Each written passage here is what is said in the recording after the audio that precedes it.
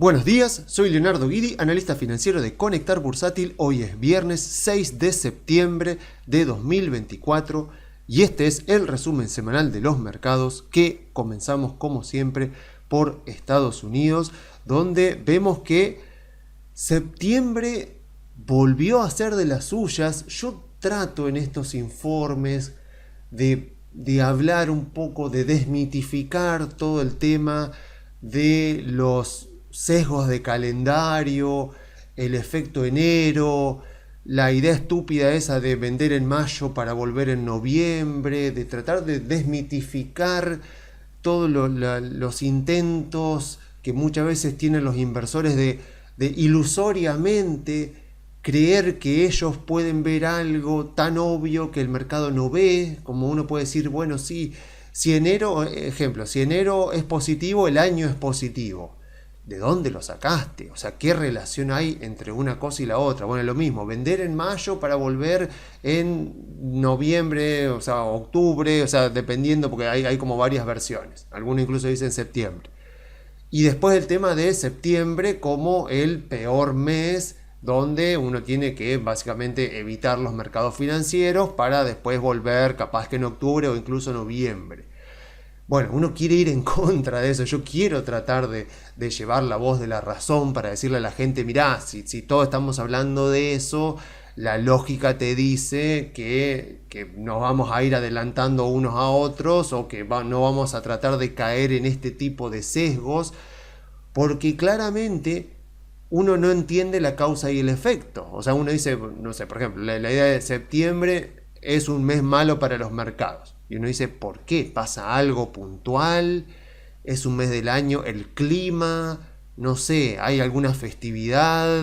No sé, algún feriado, no sé, algo. O sea, es como que no hay, o sea, no hay una causa. Entonces, si no hay una causa que uno diga, a ver, como siempre dice Damodaran, si no me afecta a los ingresos, a la productividad, la rentabilidad de las empresas y al costo de capital, no me afecta el valor de las empresas. O sea, si vos querés decirme que algo que está pasando en el mercado va a afectar positiva o negativamente el valor de las empresas o de una empresa puntual o de alguna industria o de algún país puntual, me tenés que explicar de qué manera eso que vos estás postulando como una causa de movimiento de acciones, de qué manera eso va a afectar a los ingresos de las empresas, la rentabilidad, la productividad, el rendimiento del capital de las empresas o el costo de capital. Si no logras explicármelo, no tiene razones para afectar al cash flow. Y si no tiene razones para afectar al valor de las empresas y aún así las acciones se mueven, lo que tengo que concluir por descarte es que es un tema de emocionalidad, el famoso sentimiento inversor. Y si es sentimiento inversor, es oportunidad para mí. Oportunidad o para vender alto o, en este caso creo yo, para comprar más barato. O sea, es algo que uno tiene que aprovecharlo a su favor. Aunque también es cierto, vamos a ser sinceros, o sea, también es cierto que los datos nos muestran que históricamente septiembre es más negativo que positivo. O sea, si yo me voy a los datos históricos, por ejemplo, si agarramos el almanaque, el Stock Traders Almanac, que, bueno, está editado está escrito por estos autores, y bueno, es un almanaque que se publica todos los años, se publica a mediados de año, no sé por qué. Y bueno, habla mucho de todos estos sesgos, todos estos mitos que hay de calendario, de enero, de las elecciones, de septiembre, etcétera, etcétera. Y bueno, yo no sé si ellos han demostrado algo, pero claramente a ellos sí les ha ido bien publicando este almanaque, porque hace más de 40 años que lo publican, así que claramente se vende, por lo menos a ellos les ha funcionado como fuente de ingreso. No sé si a los inversores que los compran les ha funcionado como fuente de ingreso, pero algo que tiene muy bueno este almanaque, además de hablar justamente de cosas que pasan durante el año y de mostrar un poco la historia de los mercados, te muestran, por ejemplo, acá este gráfico que es el que tiene los rendimientos mensuales del Standard & Poor's y también del Dow Jones, pero ya lo dije, el Dow Jones es un índice que tiene que ser completamente ignorado porque es un índice que está mal hecho, al igual que también el Nikkei de Japón, que se hizo famoso en este último mes y medio por todo lo que estuvo pasando en Japón. Son índices que no deberían ser tenidos en cuenta, pero sí el Standard & Poor's, y acá ellos publican los rendimientos mensuales que tuvo el índice desde 1950 hasta, bueno, en este caso, a pesar de que el almanaque dice 2024, esto fue hasta mediados más o menos de 2023, pero vemos claramente, si yo me fijo acá al final está el total acumulado de todos los meses, vemos acá todos los meses en columnas, y vemos claramente que de todos los meses del año hay dos solamente que están en negativo. Uno es febrero, que está acá. Uno es febrero y el otro, claramente el más negativo de todos, es septiembre. Entonces, tiene su razón, o sea, que la gente tenga ese sesgo de decir, uy, viene septiembre es un mal mes para los mercados.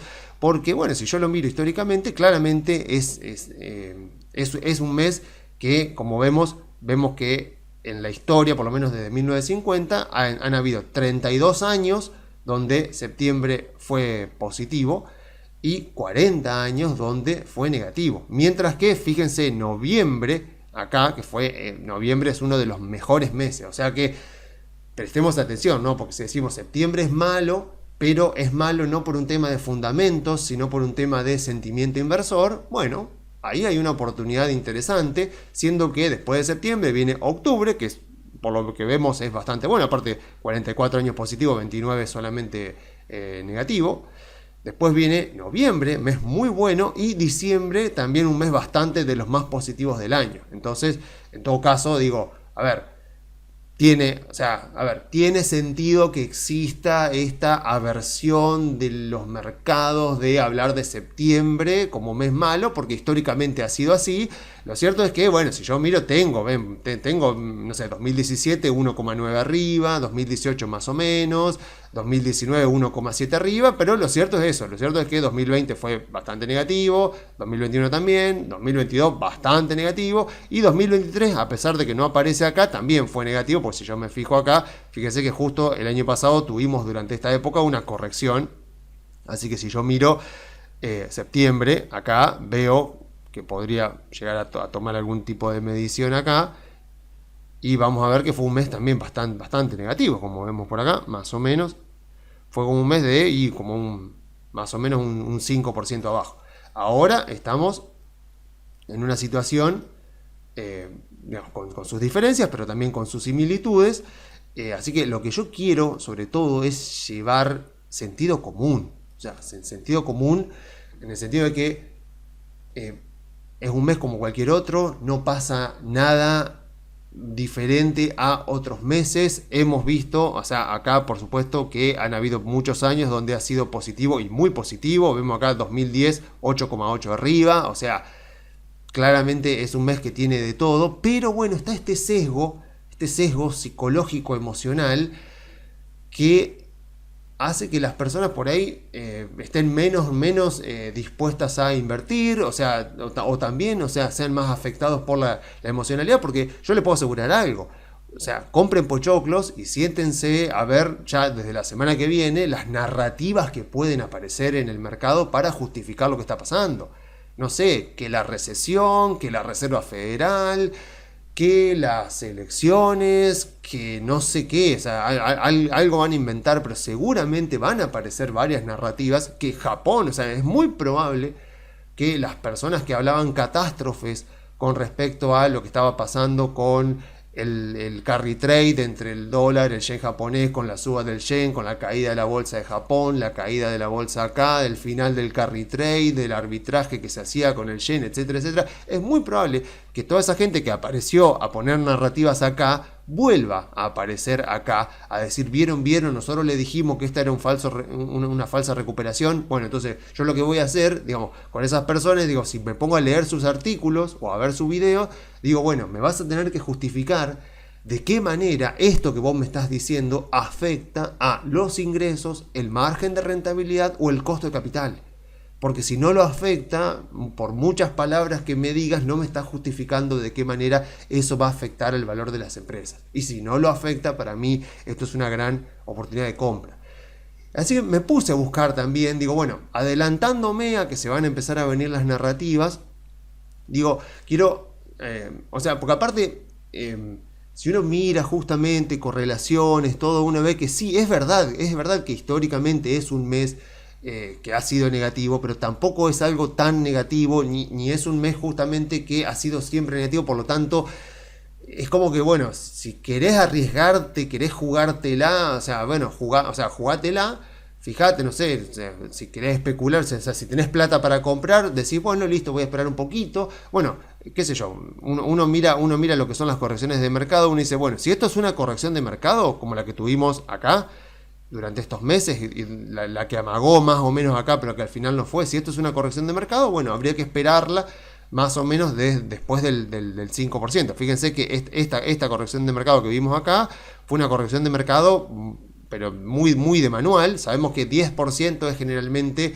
el promedio de baja de correcciones de mercado. Acá estamos en un 5 más o menos, estamos llegando ahí al 4 y pico. Yo digo, bueno, fíjense que acá está la media móvil de 200 ruedas, ahí en 5300. Seguro que habrá muchos traders, muchos algoritmos, analistas técnicos, analistas que suelen operar más a corto plazo, que van a estar esperando en esta zona. Así que si ustedes tienen plata para invertir, pero son más de mirar a largo plazo, de mirar empresas y quieren aprovechar oportunidades, sobre todo que el mercado ha estado castigando más a las tecnológicas que a otras, como es normal, como siempre pasa, porque son empresas cuyo futuro es más incierto que Coca-Cola, por ejemplo. Entonces tiene sentido que Tesla caiga mucho más de lo que cae Coca-Cola, porque la cantidad de escenarios futuros muy positivos o muy negativos que puede tener Tesla es bastante amplia, y la cantidad de escenarios diferentes, positivos o negativos, que puede tener Coca-Cola, no solo son mucho menores, sino que además son mucho más parecidos entre sí. Un escenario muy, muy, muy positivo para Coca-Cola, capaz que sea, no sé, crecer un 1, 2, 3% más de lo que crece actualmente. Y un escenario muy negativo sería, no sé, mantenerse estancada o de crecer al 1, al 2%. O sea, no hay tanta amplitud. En cambio, Tesla puede debatirse entre un futuro en el cual pierde cuota de mercado con los autos chinos, se estanca, no logra sacar sus otras líneas de negocio, y otros escenarios futuros en los cuales sus ventas se aceleran porque aumenta la adopción de autos eléctricos, logra tercerizar otros servicios como la conducción autónoma, logra vender la parte de robótica, se integra, no sé, con Starlink y ofrece otros servicios, etcétera. Entonces tiene un escenario futuro muy, muy positivo. Entonces, como yo les contaba la semana pasada, cuando hice la evaluación de Microsoft, el valor de una empresa está en el futuro. Por lo tanto, es un cuento que te contás a vos mismo. O sea, obviamente tiene que ser un cuento lo más realista posible, pero dependiendo del escenario futuro que vos imagines para la compañía, va a ser, de eso va a depender tu decisión de mantenerla en tu portafolio, comprar más, vender, o sea, evitarla completamente. Entonces yo digo, bueno, teniendo en cuenta eso, que como es sentido común, el mercado va a estar castigando en este contexto a las empresas tecnológicas, ahí pueden aparecer bastantes oportunidades. Entonces uno dice, bueno, ¿querés esperar un poquito? ¿Querés especular un poquito y esperar un poco a ver que avance en septiembre, a ver si el mercado sigue castigando a las empresas y podés aprovechar? Capaz que, no sé, capaz que llega a caer a 5.300, 5.200 y las podés comprar no sé, capaz que un 5 o incluso un 10% más abajo. Bueno, aprovechá, o sea, si tenés paciencia, aprovecharlo, pero te digo, obviamente los mercados son impredecibles a corto plazo. Y por otro lado, también hay que tener en cuenta de que si vos sos inversor en empresas, que invertís más mirando a largo plazo, invertís más mirando cash flow, los modelos de negocio de las compañías, el futuro de la compañía, y estás comprando con la idea de mantener durante años tu inversión, no te va a cambiar tanto el resultado final de tu inversión si es que compras ahora o compras un 2, 3, 4, 5% más abajo. Si querés hacer el intento, capaz que te sale bien y la lográs comprar un poco más abajo. O sea, vieron, Tesla subió 5% ayer, bajó 6% hoy, o sea, tiene una volatilidad muy alta, y si el mercado sigue así, va a seguir estando muy alta. Obviamente que gran parte de esta baja está liderada por Nvidia, a quien el mercado castigó luego de la presentación de su balance y que ha seguido castigando, como normalmente suele pasar. O sea, ojo que también hay casos, por ejemplo los de Vista Oil, que ha pasado que el mercado castiga mucho a la empresa al día siguiente y a las 2 semanas ya se ha recuperado todo. No parece ser el caso de Nvidia, parece que el mercado, hay gente que está desarmando posiciones, o empresas, fondos de inversión que están desarmando posiciones, y teniendo en cuenta encima el sesgo psicológico que genera septiembre, bueno, capaz que esto se prolongue un poco más, y ya sabemos que el mercado se retroalimenta a sí mismo. Entonces, teniendo un contexto así general bajista de las acciones, y teniendo en cuenta de que mucha gente compra directamente ETFs, con los cuales los portafolios ya son armados, cuando la gente empieza a salir de posiciones en acciones para pasarse, por ejemplo, a bonos, a obligaciones negociables en Estados Unidos, pues ve que las acciones están cayendo, entonces cree que puede predecir el mercado a corto plazo, entonces se sale de las acciones para pasarse, por ejemplo, a un bono con la expectativa de recomprar más abajo, teniendo la ilusión que solemos tener. Bueno, eso retroalimenta las bajas y hace que las bajas sean mucho más generales. Antes, y estoy diciendo muchas décadas atrás, por ahí uno veía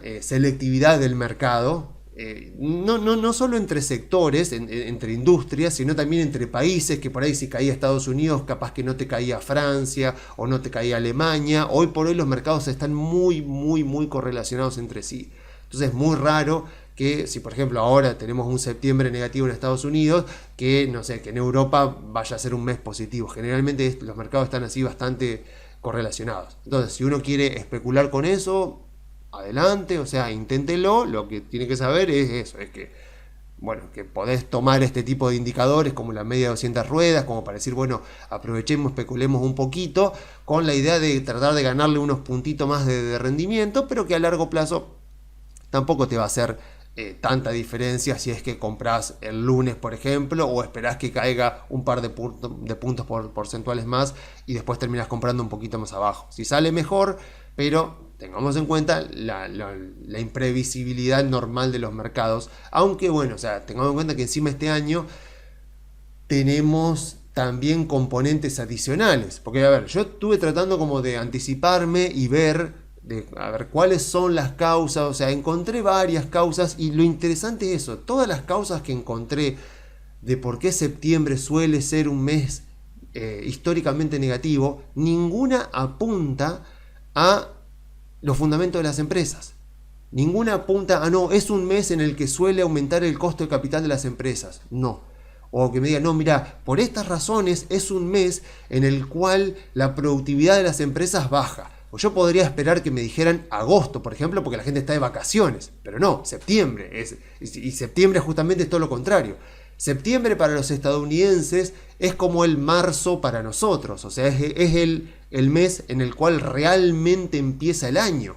O sea, es el mes donde arrancan las clases, donde la gente vuelve de las vacaciones de verano, donde la gente vuelve a la rutina normal, al trabajo. Bueno, o sea, también hay deportes importantes en Estados Unidos que justo arrancan también en esta época, porque es como que el verdadero año arranca en septiembre para el hemisferio norte. Entonces ahí hay un poco de eso, porque muchos dicen, bueno, pensá que cuando la gente se va de vacaciones, por ahí aprovecha para hacer un balance de cómo están sus cosas, de cómo está su vida, de cómo están sus finanzas, y es probable que vuelvan de las vacaciones en septiembre con la idea de hacer cambios importantes en su portafolio. Entonces, por eso septiembre puede ser un mes donde se ven movimientos más drásticos de portafolios de inversión. Gente que dice, bueno, voy a vender todas las acciones que tengo en algún sector, o todas las acciones para pasarme a bonos, para bajar el riesgo del portafolio. O sea, es como que esta explicación apunta a eso, apunta a que como que cuando uno arranca el año, acá también uno dice, bueno, este año me propongo tal cosa, tal otra. Bueno, es como que en el hemisferio norte vendría por ese lado, como que bueno, en septiembre dicen, bueno, acá tengo que tomar decisiones importantes en mi portafolio, aproveché los meses de verano para analizar un poco, y entonces voy a tomar decisiones. Entonces, como que septiembre es un mes donde es más probable que veamos cambios grandes en los portafolios. Y después otra explicación, un poco ligada a la anterior, parecida a la anterior, que encontré, pero en relación a las empresas, más o menos apunta a que hay una mayor tendencia de las empresas por ahí en Estados Unidos de largar obligaciones negociables en septiembre, porque volvemos a lo mismo, ¿no? O sea, porque durante el verano por ahí se va gente de vacaciones, vuelven en septiembre y es como que en septiembre, por lo que dicen, puede, o sea que si uno mira las emisiones de bonos corporativos, de obligaciones negociables, como que aumentan, hay como un aumento así estacional en septiembre, entonces claro, a mayor oferta tenés que ofrecer más tasa para que te las compren, entonces es como que las obligaciones negociables se ponen más interesantes en este mes, entonces hay muchos inversores que por ahí prefieren salir de acciones o fondos de inversión, que por ahí prefieren salir de acciones o no invertir en acciones y aprovechar esas tasas buenas de los bonos corporativos y comprar eso. Entonces como que la explicación viene para el lado de hay menos dinero yendo a acciones porque está este factor estacional que solo por este mes que hace más interesante invertir en otro tipo de instrumentos a menor riesgo. O sea, como que va por ese lado, tampoco me convence demasiado. Otro que también puede tener su lógica es una explicación que dice que muchos fondos mutuos, estos fondos estadounidenses en los cuales va la jubilación, o sea, una parte del salario de los estadounidenses que va a los fondos mutuos, no a los fondos de inversión, a los hedge funds, a los fondos de cobertura, sino a los fondos mutuos que administran justamente los activos que van a ser las futuras jubilaciones de los estadounidenses. Dice que por ahí muchos fondos mutuos cierran su año fiscal en octubre, entonces en septiembre se deshacen de malas inversiones que hicieron, entre comillas maquillando un poco el resultado final, como diciendo, bueno, yo me deshago, tuvimos un par de acciones que fueron malas inversiones, me deshago de esas acciones para que la foto al final del ejercicio del portafolio tal como está ahora no tenga ese tipo de empresas que han sido malas inversiones para que los clientes no las vean. Entonces como que durante este mes se podrían propiciar ventas forzadas, o sea, ventas que hacen los fondos porque las tienen que hacer, porque hay una estrategia, entonces son ventas que podrían ocurrir en cualquier momento, pero que ocurren acá porque justamente les cierra el balance que si no cerrara en octubre, lo harían más adelante, lo harían en otro momento. Bueno, es como que hay unas ventas más forzadas durante este mes y que eso obviamente aumenta la oferta vendedora. Y obviamente, como eso también exacerba el sentimiento inversor, si hay otras personas, sobre todo inversores minoristas, que tienen este tipo de inversión, movidos también por las bajas fuertes que puede estar teniendo la empresa que ellos tienen, también salen a vender y retroalimentan un poco este periodo bajista, digamos, pero al principio por una cuestión de estrategia de un fondo de inversión y después ya más por cuestiones emocionales.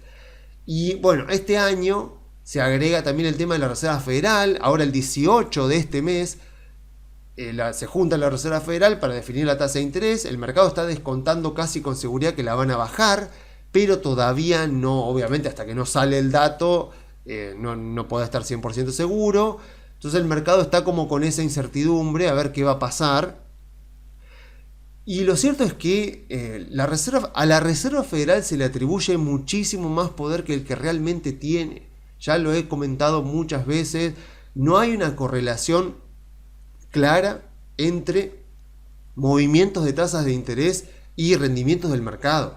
Han habido periodos donde, que lo hemos vivido ahora, en este momento, periodos donde han subido la tasa de interés y los mercados han subido. Eso era lo normal. O sea, mirás la década de los 90, desde el 95, 96 hasta el 2000, vas a ver tasa de interés subiendo y la bolsa subiendo. Entre el 2003 y el 2007 vas a ver eso, vas a ver tasa de interés subiendo y las acciones subiendo. 2015, 2019 vas a ver las acciones subiendo, las tasas de interés subiendo, o sea, es lo normal. Pero bueno, o sea, está esta idea, esta narrativa nuevamente, que tiene su cuotita de verdad de que si bajan las tasas de interés eso es bueno para las acciones, porque es verdad que las tasas de interés están dentro del costo de capital, pero el costo de capital, o mejor dicho, la tasa de interés como componente del costo de capital es tan solo un componente. de todo lo que implica el valor de una compañía. O sea, es un pedacito. No podés decir que ese pedacito que es la tasa de interés, que en este caso sería la tasa del bono a 10 años, va a repercutir tanto en el valor de una compañía, y mucho más en una compañía que casi no tiene deuda, como pueden ser las empresas tecnológicas. Pero bueno, está esa idea en el mercado y la gente lo sigue repitiendo y lo sigue tomando en consideración. Pero si vos mirás, no sé, han habido periodos de baja de tasa de interés y el mercado siguió cayendo. Pero claro, ¿cuál es el truco? Que esas bajas de tasa de interés se han producido durante las crisis. Si vos mirás la tasa de interés durante el año 2000, 2001, 2002, la Fed fue bajando la tasa de interés, y aún así 2000, 2001, 2002 fue mercado bajista. Claro, ¿por qué? Porque hay gente que cree erróneamente que la Reserva Federal se anticipa a lo que pasa. Nunca se anticipa, siempre reacciona. En el año 2000 estaba reaccionando a la burbuja.com. En el año 2008, cuando la Reserva Federal lleva las tasas de interés a cero, o sea, baja, calculen que en el año 2007 las tasas de interés estaban igual que ahora, 5,25. Y en el año 2008, para finales del 2008, las tasas estaban en cero. O sea, de 5,25 a cero en un año. Y aún así, el final del mercado bajista que fue durísimo, fue en marzo, el 9 de marzo del 2009. O sea que incluso el mercado siguió cayendo después de eso. Entonces no hay una correlación. Pero bueno, el mercado le atribuye esa correlación y saldrán artículos en Wall Street Journal, en MarketWatch, en Reuters, en Bloomberg, no sé, en cualquier lado, posiblemente explicando esas cosas. Lo cierto es que históricamente no se ve una correlación y no deberíamos asignarles nosotros un comportamiento al mercado en respuesta a lo que haga la Fed. La Reserva Federal puede mantener las tasas de interés tal como están ahora y los mercados no deberían caer. O pueden bajarla y capaz que los mercados caen, no lo sé. O sea, lo más normal obviamente es pensar que si las tasas de interés son bajas, lo más probable es que el mercado suba. Eso es verdad, pero no es 100% seguro.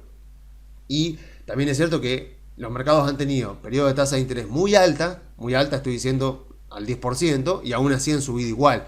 Porque los mercados se adaptan, digamos, porque los mercados, o sea, lo que los mercados odian es la incertidumbre. Si lo sabremos nosotros en Argentina, ¿no? O sea, con la destrucción de valor que hemos visto en las acciones argentinas. O sea, los mercados odian, o mejor dicho, las empresas odian que les cambien las reglas de juego todo el tiempo.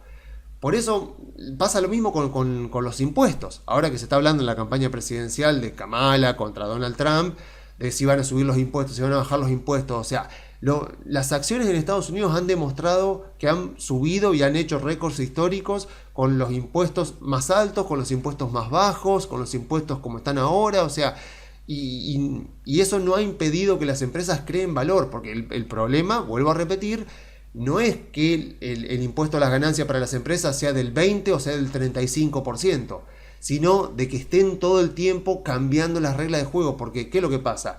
Cuando la tasa marginal de impuesto a las ganancias es X, puede ser más alta, puede ser más baja, las empresas tienen mecanismos para empezar a buscar los recovecos con los cuales ellos pueden aprovechar para pagar menos impuestos.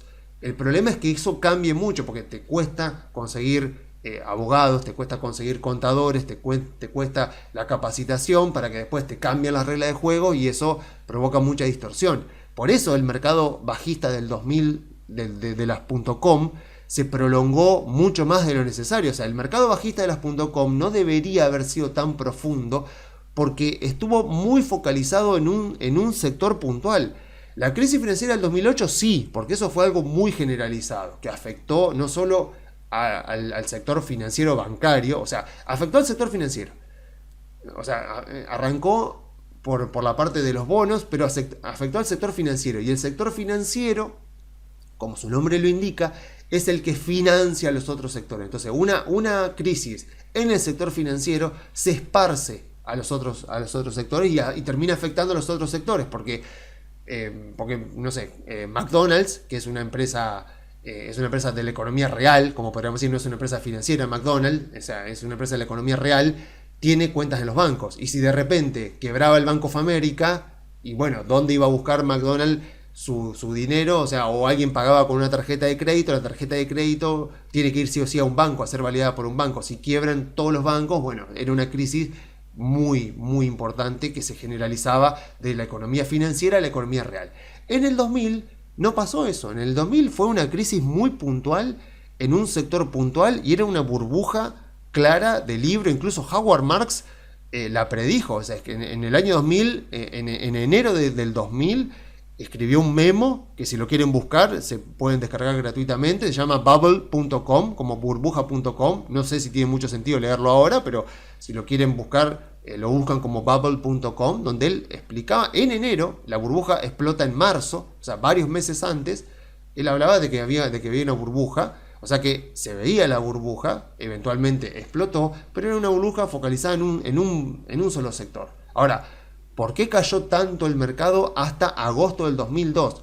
No fue solamente por el 11 de septiembre, es verdad que eso por supuesto que ayudó a exacerbar la volatilidad y la incertidumbre, pero fue en realidad porque con todo lo que había pasado en la burbuja.com se promovieron desde el Congreso cambios regulatorios para las empresas que cotizaban en los mercados. O sea, era un cambio de leyes que afectaba directamente y de una manera muy importante a las empresas que cotizaban en bolsa. ¿Por qué? Porque la burbuja.com hace saltar el escándalo y la estafa de Enron y hace quebrar también a WorldCom, que también fue otra situación muy extraña. Lo de Enron fue una estafa literal. Entonces, en base al caso de Enron, que explota en 2001, sale todo este cambio regulatorio que termina de promulgarse en agosto. La ley termina de salir en agosto del 2002. ¿Cuándo arranca el mercado alcista que termina en la crisis del 2007? En septiembre, octubre del 2002, un par de meses después. Cuando ya está promulgada la ley, cuando ya están los cambios, cuando ya están las nuevas regulaciones y las empresas se empiezan a adaptar al nuevo contexto. Acá lo mismo, o sea, si la Fed baja, sube las tasas de interés, mucho no va a cambiar. Y ya que estuve hablando un poco de Kamala y de Donald Trump, bueno, las elecciones son por supuesto otro componente. El tema es que hemos tenido años electorales donde septiembre ha sido positivo. O sea, está bien, o sea, tenemos que ir a buscar, pero seguramente los hay. Y hemos tenido años electorales donde las acciones más o menos reaccionaron bien. ¿Por qué? Porque Estados Unidos es un país de instituciones fuertes. El presidente de Estados Unidos, a pesar de que todos lo consideren la persona más poderosa del mundo, tiene mucho menos poder del que la gente cree, porque el Congreso es muy poderoso. Las instituciones son muy fuertes. Se resumiría en eso, ¿no? Las instituciones en Estados Unidos son muy fuertes. A pesar de que me digan del 6 de enero, de la irrupción en el Capitolio, de los fanáticos de Donald Trump, etcétera, etcétera, que un intento de golpe de Estado, que yo, o sea, no sé cómo alguien puede pensar que puede haber un golpe de Estado en Estados Unidos, pero bueno, lo cierto es que las instituciones son muy fuertes. Entonces, gane Trump o gane Kamala Harris, no va a cambiar mucho, o sea, no va a cambiar, o sea, por ejemplo, Kamala Harris propone aumentar el impuesto a las ganancias del 21 que está ahora al 28%. Obviamente uno diría, eso va a ser mal tomado por los mercados. Primero que, obviamente, si llega a salir, ahí está la cuestión. Bueno, hasta ahí nomás, porque las acciones en Estados Unidos han convivido con impuesto a las ganancias del 35% hasta hace bastante poco, hasta que llegó Trump, y no hubo problema. O sea, y hubo mercados alcistas y las acciones subieron y los mercados anduvieron muy bien. Y por otro lado, como les comentaba, digo, apenas se cambie, no sé si es que se cambia la ley y cambia el impuesto a la ganancia, las empresas van a encontrar maneras de ir encontrando exenciones, o sea, rebajas, o sea, tratar de que la tasa efectiva del impuesto a las ganancias no sea la tasa marginal, sino que sea mucho más baja, como lo hacen ahora. O sea, ahora la tasa marginal de impuesto a las ganancias es 25, o sea, es 21 a nivel estatal, 21 a nivel nacional y sumándole los impuestos estatales, en algunos casos llega al 25, en algunos más, pero en promedio es 25. Y si vos mirás, si ustedes se fijan, Microsoft, vayan al video de la semana pasada, fíjense la evaluación que yo hice de Microsoft, busquen la tasa efectiva de impuesto a la ganancia que paga Microsoft, está en el orden del 15%, o sea, no llega. O sea, no llega ni a palo al 25%. Siempre pagan menos impuestos porque le encuentran la vuelta para que la tasa efectiva sea menor. Entonces, gane quien gane en Estados Unidos, no va a importar tanto. Además, ya sabemos que el mercado anda mejor con demócratas que con republicanos. O sea, porque el mercado teme en un principio y después cuando se da cuenta que los demócratas no pueden aumentar los impuestos, pasar leyes progresistas de redistribución del ingreso, cuando el mercado se da cuenta que no va a poder, el mercado siente como un alivio y sube. Por eso anduvo tan bien la bolsa durante estos años. O sea, Joe Biden prometió aumentar el impuesto a las ganancias del 21 al 28. ¿Lo logró? Por supuesto que no. Kamala Harris propone aumentar el impuesto a las ganancias del 21 al 28. Si gana, ¿va a ser capaz de lograrlo? Yo sinceramente lo dudo, porque encima es una candidata menos popular que Joe Biden, y Joe Biden no lo logró. Porque acá lo que importa, y creo que es eso lo que por ahí el mercado está mirando, no es tanto quién gana la presidencia, sino cómo queda el Congreso. Ahí está la clave. Si el Congreso queda bastante parejo, los mercados lo van a celebrar enormemente. Sobre todo el tema de la Cámara de Senadores. Como ya sabemos, en Estados Unidos la Cámara de Diputados está pensada para ser la Cámara donde se discuta acaloradamente todo proyecto de ley. Por esa razón, los diputados en Estados Unidos tienen un periodo de vigencia de 2 años. Cada 2 años se vota por completo la Cámara de Diputados. Entonces, está pensado para que se debata acaloradamente. La Cámara de Senadores es todo lo contrario en Estados Unidos. La Cámara de Senadores está pensada para que las cosas se debatan tranquilas, que se enfríe todo, que se tomen todo el tiempo del mundo para estudiar todos los detalles de las leyes. Por eso es que los senadores están 6 años en su puesto y además, adicionalmente, no existe un límite de tiempo sobre el cual se puede tratar una ley. Una ley, para que salga, se puede tratar eternamente. Necesitas 60 senadores para pasar a votar una ley. Entonces, si las elecciones, como es el escenario más probable, no arrojan un resultado de alguno de los dos partidos con 60 senadores, va a ser muy difícil que el que gane, ya sea Trump o Kamala Harris, logre pasar una ley polémica. Polémica ya sea para la derecha o ya sea para la izquierda, para cualquiera de los dos lados. Y va a ser muy raro que uno de los dos candidatos logre 60 senadores. O sea, no creo que lo vayan a lograr. Es muy difícil que se logre semejante inclinación. Creo que el que más cerca estuvo fue Obama en su primera presidencia, porque se venía de la crisis financiera del 2008, la gente estaba muy, muy enojada, entonces votaron demócrata con las dos manos, digamos. Entonces, en sus primeros 2 años de presidencia, Obama tuvo las dos cámaras, Cámara de Representantes y de Senadores, a su favor, y la Cámara de Senadores bastante a su favor. Entonces, se le hizo mucho más fácil pasar la ley Dodd-Frank, creo que fue la ley que se hizo como resultado de la crisis financiera del 2008. Pero bueno, en todo caso, digo, no debería preocuparnos, ¿no? O sea, seguramente nosotros tendremos nuestro favoritismo, si nos gusta Kamala, si nos gusta Donald Trump, pero no va a ser, o sea, a nosotros como inversores no nos cambia casi en nada si gana uno o gana el otro, porque difícilmente cualquiera de los dos va a poder cambiar algo muy importante. Eso es lo que tiene de bueno Estados Unidos. O sea, nosotros estamos cada 4 años refundando el país, yendo de un extremo al otro extremo, tratando como de arrancar de vuelta. Y en Estados Unidos es muy raro que las cosas cambien mucho desde una presidencia a la otra, porque las instituciones son fuertes y porque hay muchos contrapoderes que se ven en la realidad. Entonces, eso para el tipo que está invirtiendo es música para sus oídos, porque vos sabés que, o sea, obviamente que han habido reformas de impuestos, como la última, la de Trump. Obviamente que han habido reformas importantes de impuestos, como también la de Ronald Reagan, por ejemplo, pero o la que hizo Obama después de la crisis financiera del 2008, pero son así como muy puntuales, una cada 10 años, es como que, o sea, las reformas importantes ocurren muy esporádicamente. Entonces es como que tu campo de juego, con todas las reglas para invertir, para producir, para trabajar, está siempre bastante estable. Y eso te permite a vos hacer una inversión, haces un flujo de fondo. Entonces vos decís, bueno, yo voy a invertir esto, voy a invertir en infraestructura, en dar algún servicio o proveer algún producto. Para esto tengo X cantidad de años de inversiones.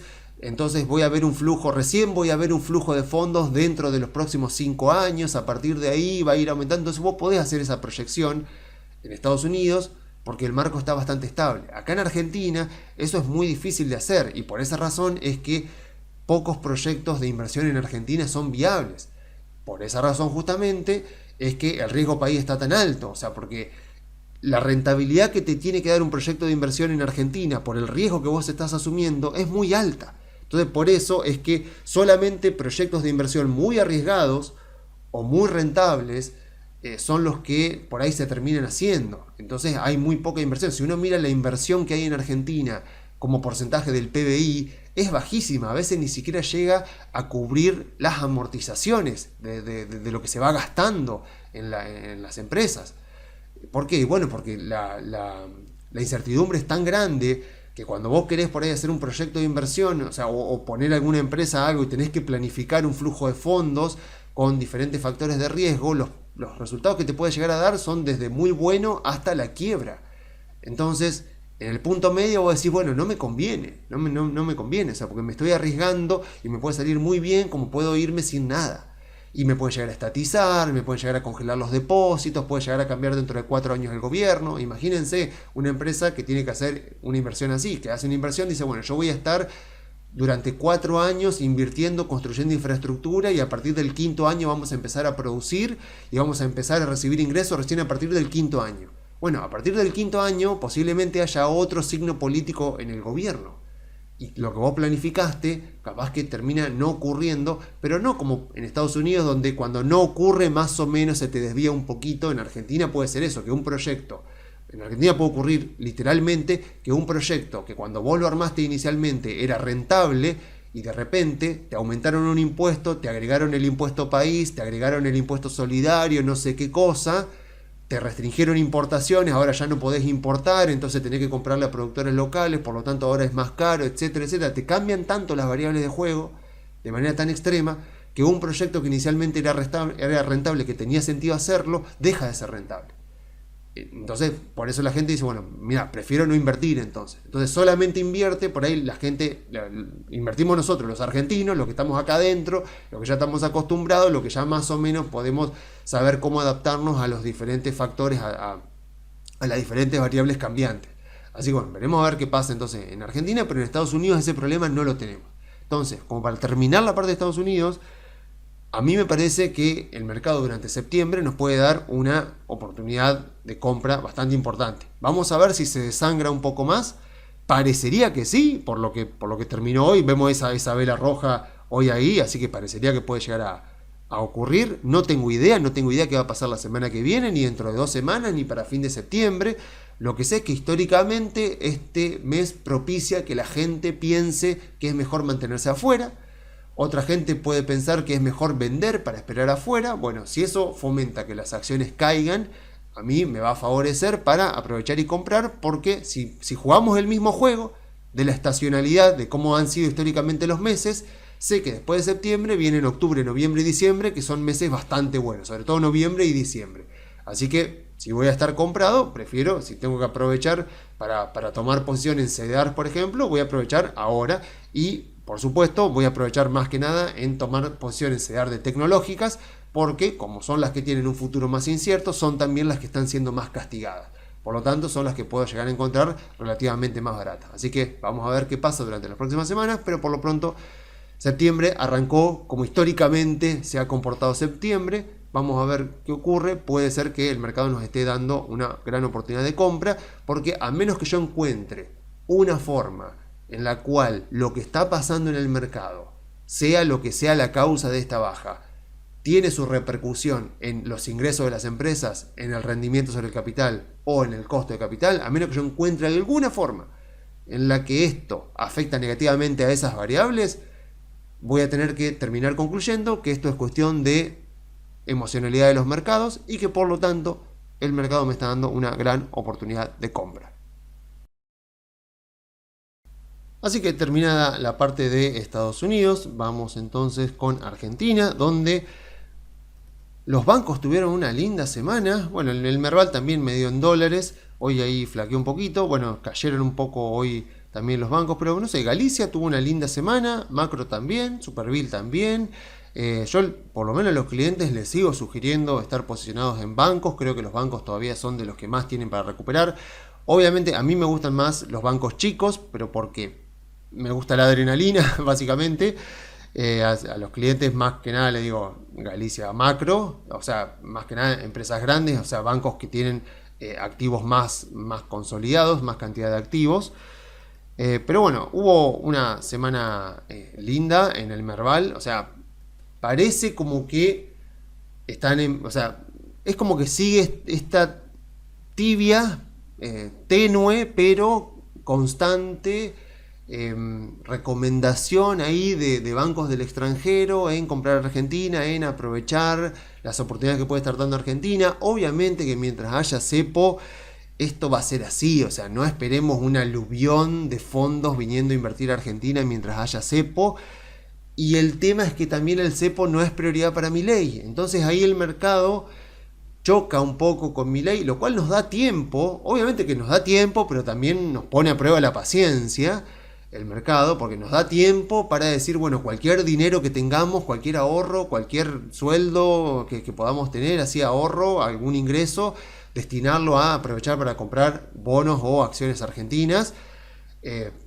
Bueno, pero justamente pone a prueba nuestra paciencia porque claramente la salida del cepo no está entre las prioridades de Milei. O sea, Milei dijo que su principal promesa de campaña era la inflación y él sabe eso.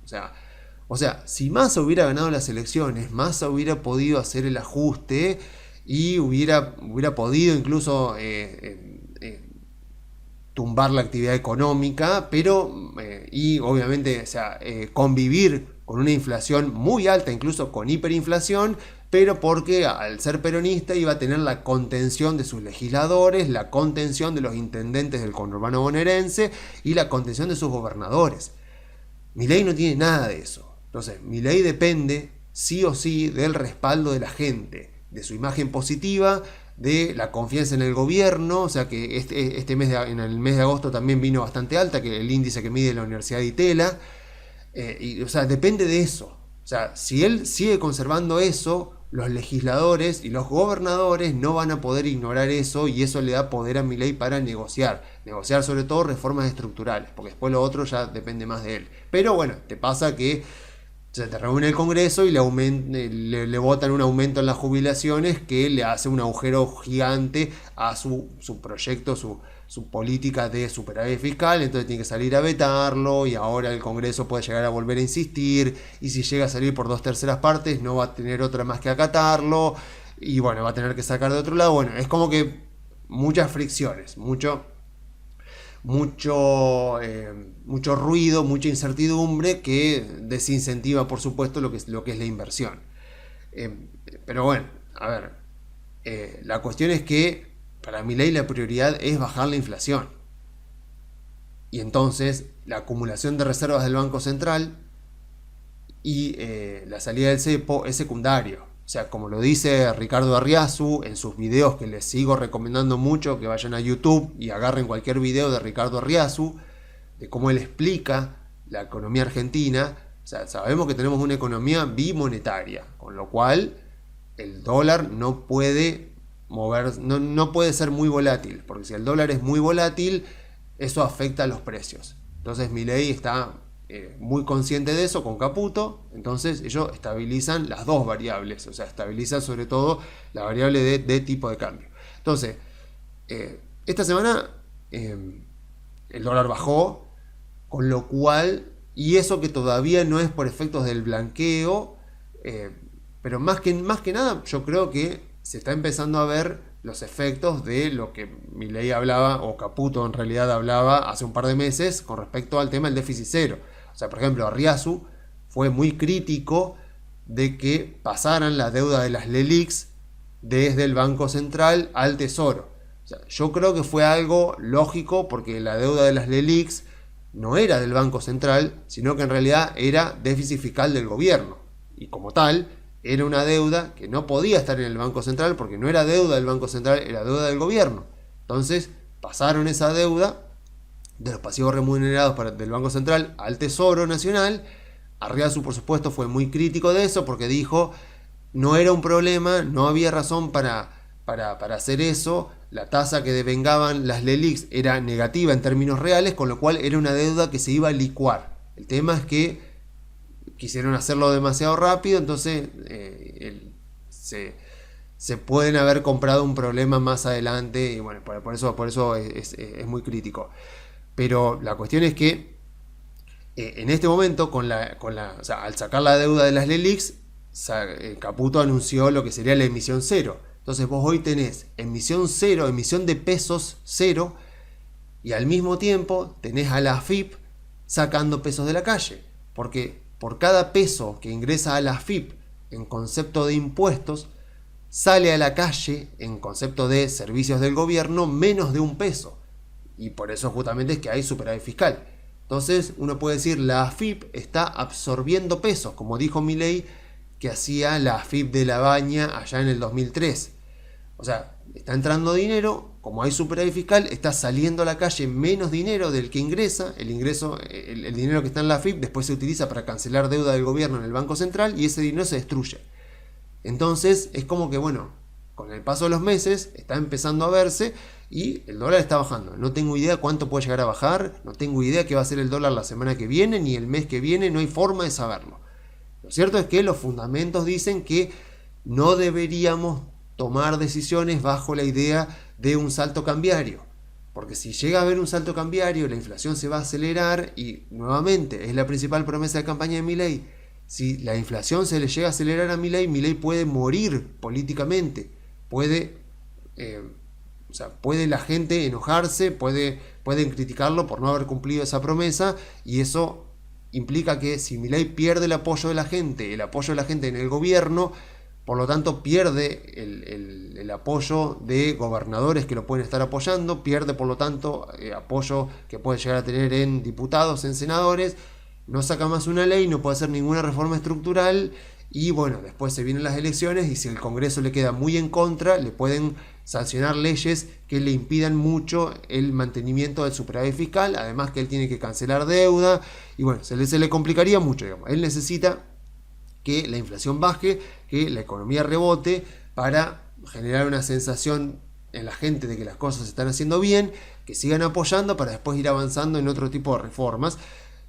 Pero bueno, o sea, los nubarrones en el horizonte siguen estando, las cosas se están haciendo bien, o sea, se está estabilizando la macroeconomía, pero hay nubarrones en el horizonte con el tema de la no salida del cepo y también es cierto que está empezando con esta baja del dólar el tema a través del carry trade. Mucho cuidado, por favor, mucho cuidado con el tema del carry trade, porque suena muy lindo cuando uno lo explica en teoría, pero después en la realidad nunca sale. O tenés que tener mucha suerte cuando te sale. Y cuando te sale bien, tenés que agradecer a la suerte, no tenés que agradecerte a vos mismo, porque es muy difícil poder predecir, a menos que tengas información privilegiada, qué es lo que va a pasar. O sea, vos agarrás y decís, bueno, tengo dólares, o tengo obligaciones negociables, las vendo con los pesos, compro letras, me gano un 3% mensual y después en un par de meses me vuelvo a obligaciones negociables, entonces puedo comprar más nominales de los que tengo en este momento. Sí, o sea, funciona, o sea, en tu mente tiene sentido. Ahora, el dólar puede rebotar un 3% en un día, lo hemos visto en Argentina muchas veces. Y entonces el 3% que tardaste un mes en ganarte en una letra, lo podés perder en un día porque te subió el dólar 3%. Entonces, yo desaconsejo absolutamente el carry trade.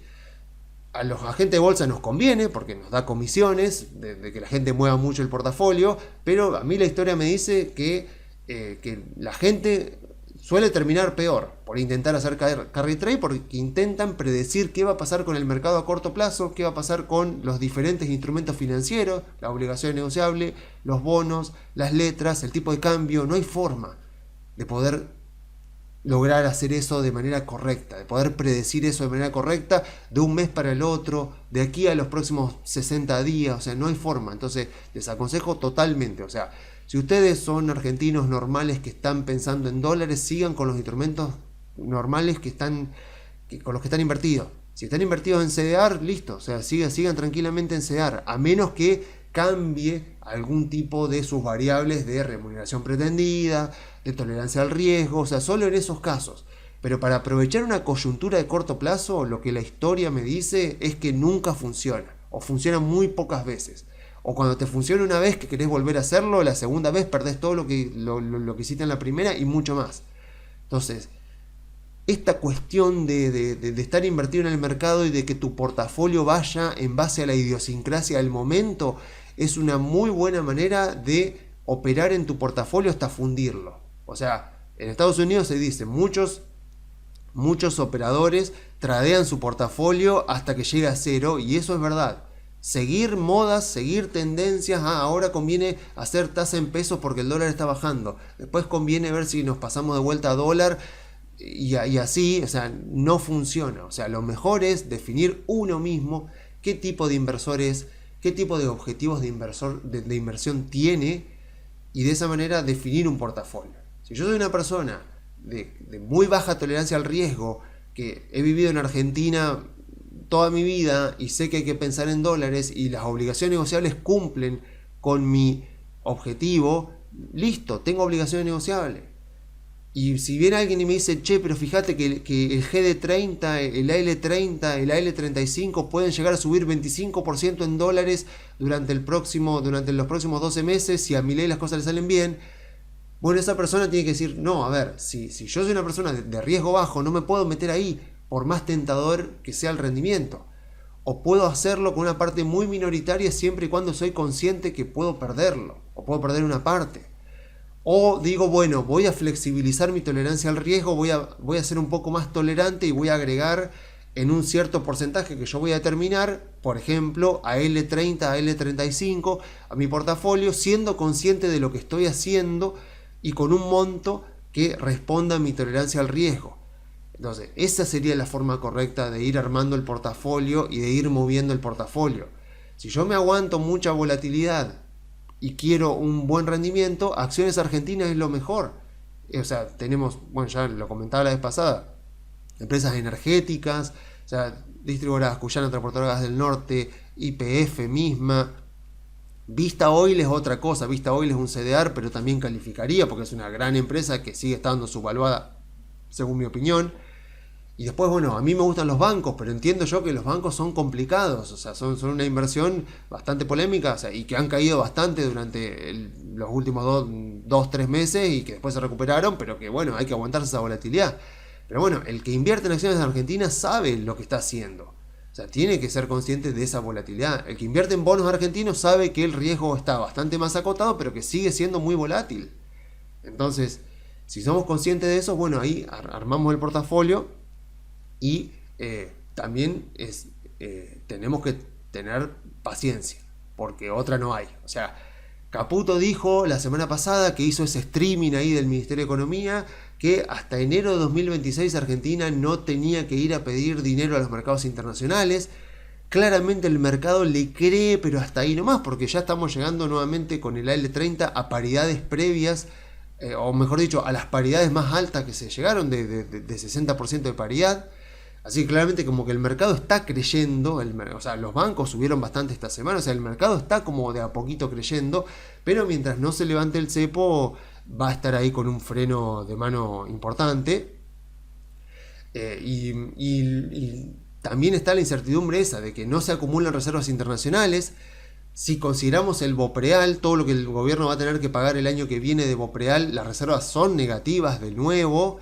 Entonces es como que entiendo eso, o sea, pero también es cierto que en Argentina es como que estamos mal acostumbrados, porque es como que en Argentina decimos, el gobierno toma deuda, pero después para pagarla se usan reservas del Banco Central, lo cual no tiene sentido, porque el Banco Central es una entidad diferente.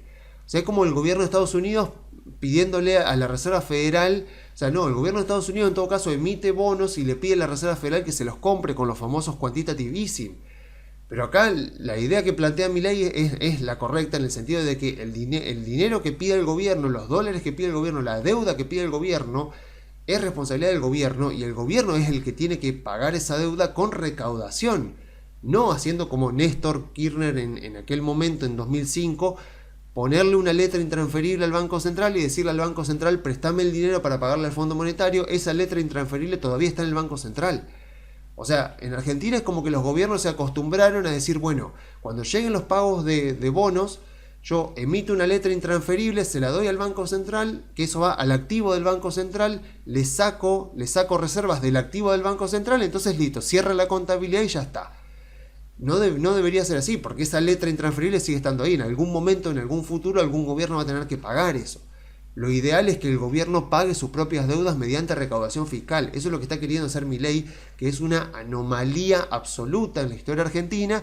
Y los mercados financieros, que están tan acostumbrados a ver que los bonos argentinos se pagan con reservas y no con recaudación fiscal, están escépticos de qué es lo que pueda llegar a pasar con esos bonos. Y si están escépticos con respecto a los bonos, están escépticos también con respecto a las acciones, porque ya sabemos que van de la mano. Cuando baja el riesgo país, porque subieron los bonos, también suben las acciones. Entonces ahí tenemos todo un combo relacionado que va a depender del tiempo. Por lo pronto nos da tiempo también a nosotros de seguir metiendo plata en acciones argentinas y en bonos argentinos, y la oportunidad de ganancia sigue siendo muy interesante.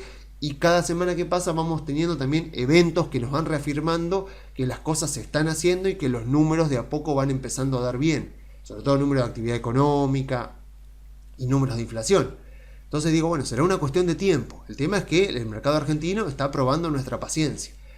Pero las personas que se aguantan el riesgo y que entienden que si estamos hablando nuevamente de que invertimos en acciones porque creemos que o los ingresos, o los márgenes de rentabilidad, o el costo de capital, o las tres variables al mismo tiempo, o alguna más, alguna menos, van a ir generando valor para las empresas argentinas. Si entendemos eso, sabemos que de aquí a los próximos 12, 24 meses, si esto sigue así, eventualmente o los ingresos de las empresas van a mejorar en términos reales, o los márgenes de rentabilidad también van a mejorar porque se están sacando muchas regulaciones, se están bajando impuestos, por ejemplo el impuesto país, y al mismo tiempo el costo de capital de Argentina va a bajar porque va a bajar el riesgo país, sobre todo que es el principal componente que afecta muy negativamente. Entonces, de vuelta, si yo estoy comprado en acciones argentinas, es porque yo creo que estas tres variables van a colaborar en mayor o en menor medida el año que viene en mejorar el valor de las empresas. Yo creo, digo, bueno, si la economía se reactiva, los ingresos de las empresas van a aumentar, por ejemplo, los ingresos de los bancos, pero también los ingresos de las energéticas, porque encima ahora se va a avanzar también con otro ajuste de tarifas.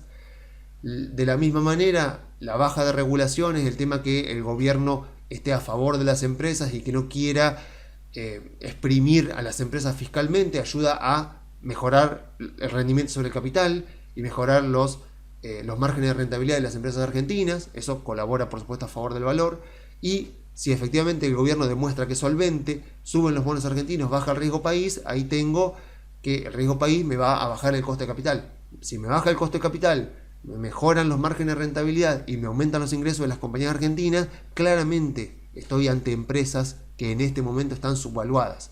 Así que me sigue dando una gran oportunidad de Argentina, tanto en bonos como en acciones, siempre y cuando me aguante la volatilidad como la que vimos hace un mes y medio, 2 meses atrás, y tenga la paciencia para esperar la apertura del cepo y los balances futuros de las empresas que muestren en números los cambios que estas variables que acabo de comentar deberían tener.